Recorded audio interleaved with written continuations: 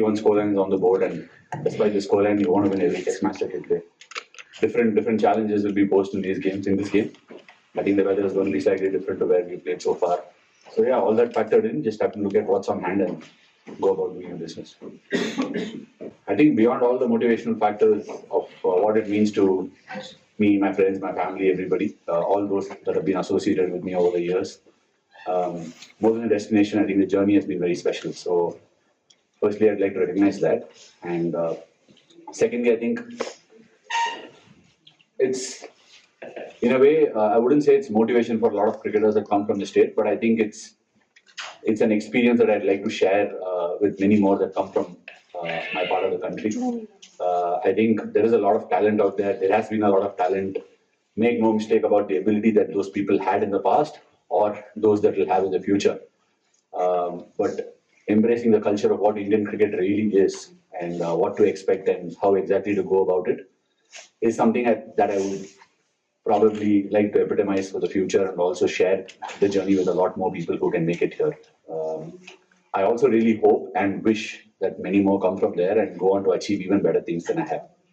From a journalist point of view, it would be a lot more safer if you guys answered that question. Because I am in the thick of things, in the middle of it, doing what I'm doing. Sometimes I'm giving the wrong answers, doing the wrong things. Many a times I'd like to think I've done the right things as well on the field. So I think it's very difficult to reflect as you're going through it. Maybe a bird's eye view or a third person's perspective will always be better. And from my side, the journey has been wonderful. All I can say is it's been a wonderful journey with lots of ups and downs, a lot of learnings, and a lot more learnings that will come through it. I think the game by itself, in different walks, not just as a player, in whatever way you are associated with the game, I'm sure even as people who are sitting in front of me today, it's given you a lot to learn as well over the years. So I think the game is the biggest thing that it is the biggest thing as far as I'm concerned, and it's taught me a lot, and I would really cherish the journey that it's given. I think one of the turning points of my life was that English series when Cook came here and made all those runs, and along with Peterson, who had a great game in Mumbai. It's been spoken about and talked about, and it was at that point of time spoken about a lot. But to me, that and what led up to the next series where we were going to play Australia here at home, and there was a lot of noise of me being left out of the team and all that. And recently, one of the selectors, those involved, had a chat with me as well about it, and what was the thought process and stuff like that. I found it a bit, at that time, it was a bit nervy because I didn't know where it came from, because I played like 3 series, had my first series in Australia, bowled really well in Melbourne, had a decent test match at Adelaide, came back. I'd been player of the series twice before that, and was on the verge of being left out. And I felt I was very young as well into international cricket, and I felt, okay, is that all? Is that the time that I've got here?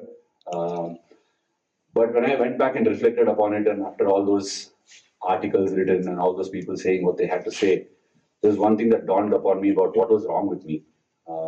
And that is that's a wonderful lesson I've still kept with me all these years down the line, because whatever happens, we can hold a lot of complaints against somebody external, or we can blame it on another individual. But for me, if you looked internally, at least you can improve by another 5%. Unless and until there's something wrong with you, people are not going to throw punches at you or point fingers at you. And when I looked back at it and looked at it intrinsically, I felt I knew what I had to correct.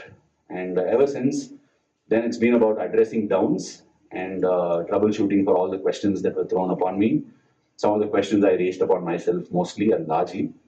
And like I said, that's probably been a very motivating factor for me over the years to reflect upon the downs and work on it. In fact, I would say maybe there is a little psychic in there who wants those things to happen and wants to work on it. So yeah, that's why I think learning is one of the biggest things this game has taught me, and correcting those mistakes is an ability that I've acquired over the years, and I'm thankful for the game to have given that. Like I said, it's test wins that stand tall when you finish and when you complete. But after having given it a lot of thought and also thinking if it would sound really narcissistic, then I decided to let go of it. One of the finest spells I've bowled has to be the one in Birmingham in 2018-19.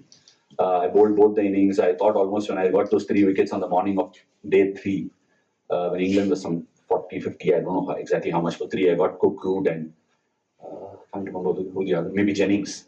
I got 7 in the game. I felt like I'd almost bowled India to a victory at Birmingham, but didn't happen. That has to be one of the finest spells that bowled, leaving India's victory aside, and that's why that probably will rank lesser. A test match at Bangalore, where I bowled a spell on day 2 morning, not for many rewards, and yeah, day 1 at Centurion in 2018-19 again. The South Africa got 4 for could have been a 6 or a 7, but didn't happen. But yeah, that was a good spell as well. So those are 3 spells that will stand out when I look at it. There's several fifers and several wins that have happened over the years. But these are spells that you'll remember for how it came out of the hand, what it meant to you personally. Even years ago, I was here for 2 months, played under 19 cricket for long. Since I played a few first class games, I think one first class game, which I very fondly remember. It was a game just before I got selected for the Indian team. Got a fine innings with the bat, both innings, 1 and 2.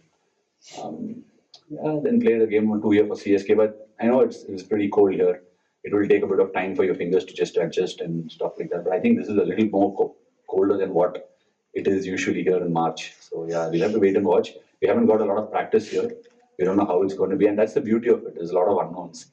Sometimes when you're traveling within India, also it looks like an away game for you on occasions. I mean, the only way you find an answer for that is if you had to construct use a time machine, me playing, and then whether the result would have been different.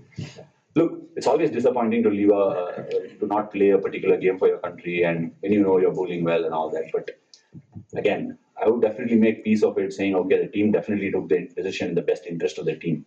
I don't think any captain or any coach really wants to leave out a player that they believe can be of use in that particular game. From their perspective, they would have thought they would have made the best decision at that point of time. So even though you're disappointed, you will have to come around the fact that it is a team game, and sometimes maybe someone else playing that game. Look, not a lot of teams around the world have what India has, and the person who's taking my place is Ravindra Jadeja, and he's been batting pretty well. As you see his averages with the bat. I think that's where he's outscored me in those games, and the team believes that he's been batting really well, and bowling might not be such a big factor because of the pitches that we might play in England and sometimes in South Africa. So, yeah, I mean, I would say I'd make peace with that. Yeah, I mean, it would probably work a little bit more harder on the batting, maybe a few thousand runs more, and maybe a better. I've put in efforts. I wouldn't shirk away the thing and say I haven't put in the efforts and things haven't worked for me or anything like that. I've consistently put the efforts with the bat from someone who couldn't clear the 30-yard circle when I started playing T20 cricket in 2008 or 7. Come a long way. I mean, I won games with the bat, hit sixes at the vital stages of the game. So consistently, that's one thing that will probably make me very proud. Not the number of wickets, number of runs, number of games. It's the fact that I've always remained very uncomfortable. Staying extremely uncomfortable is a very, very important trait to have if you're in international cricket. More so if you're an Indian international cricketer. Treading a very careful line of not making this a punch. But it's more of a lack of understanding when you say that I came through the T20 format. Because I had a good 30-40 match first class stint before I made it to the Indian team. The same year I made my test debut, I got a fifer in the rest of India game for the rest of India side in the Irani Trophy. I had played 3-4 seasons of club cricket in Chennai. You might say, what are the standard differences there? But I played 3-4 years of club cricket there, probably mentored by seniors. Told where I've made mistakes, corrected my disciplines, bowled long spells, been there all 3 days, batted and bowled. It's a very I would say it really builds your resolve as a cricketer when you know all those things. T20 happened by accident, and I didn't know what T20 cricket was like. Played Syed Mushtaq Ali in 2008 for the first time. We were the winners. Got a CSK contract, which also happened because I got a fifer in a 50-over game playing club cricket in Chennai. So, look, I'm deeply indebted for being there at the right place, right time, and also the right kind of people seeing me. A lot of things need to go your way when you have to get the breakthrough and also continue playing for so many years. I'm indebted for all those things, but I wouldn't definitely agree that I came through the white ball to the red ball format. It was the other way around. Yes, the journey have coincided, and IPL gave me the stage. It's like you dancing inside an auditorium in Chennai.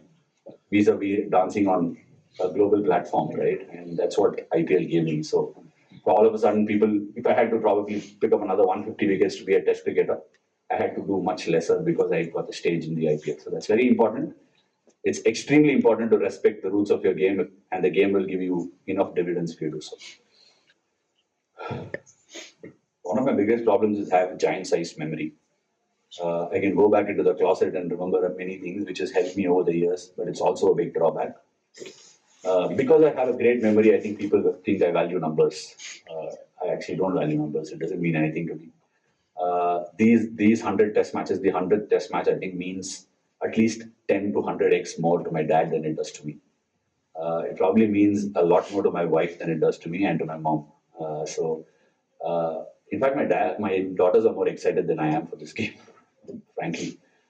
It's just another number. I think I've reiterated it again and again. Zaheer Khan was a 94th test. He got a 5 for, didn't go on to play a 100th test match. MS Dhoni didn't. MS Dhoni could have very well rode on and played till 100. He didn't. I'm not saying it's not a great feat. For different purposes of where I come from and what I've done and how it can be a changing point for people who come from my state, I think it's a great achievement. Beyond that, I think playing test matches for such a long time and even playing Indian cricket for a long time and being on the road, the kind of sacrifices a family needs to make is enormous. There is a lot more emphasis on the value that a family brings to the table in countries beyond India. I think it still doesn't dawn upon us. When families make tours and tour abroad, I think people get the feeling that they're on a holiday. It actually isn't. You're booted up inside a hotel room. Once you lose a game, you don't feel like going down for dinner. You're ordering in all the time. You're staying in a very small room, and it's hard work. And the kind of mental agony sometimes they could go through is phenomenal. I mean, my father feels obliged to pick up 40 calls and answer why his son wasn't the greatest on a particular day. Can be extremely cruel, man. And he does that. And I told him over the years that you don't have to. You're not obliged to answer anybody. But he just finds, I don't know, it's crazy. Even now, my dad watches the game like he watches the first test match that I played. So the journey he travels, he's got a heart failure. He's gone through the hospital twice. My mom's again been in the hospital.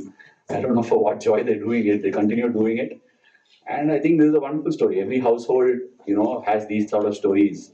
You see many more people coming from different hamlets of the country, having some, unbelievable stories. But the family goes through a lot.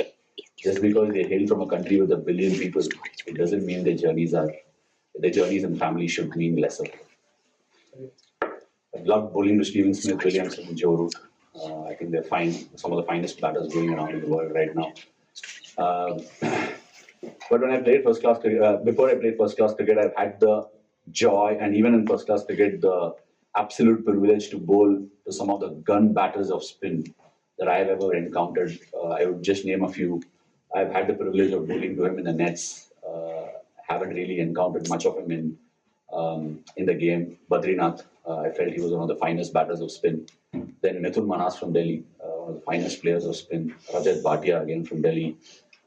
These are I still feel some of the greatest batters against spin that I would have completely not wanted to encounter in international cricket. They were some of the most wonderful batters of spin, and they were my finishing school before I started playing international cricket. So I would like to take my hat out because they gave me some valuable lessons.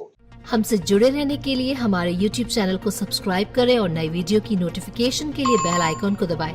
अगर आप ये video Facebook पर देख रहे हैं तो like जरूर करें और ज्यादा से ज्यादा शेयर करें। इसी तरह के और भी अपडेट्स के लिए फॉलो करें हमारा Instagram पेज himachal.kesari।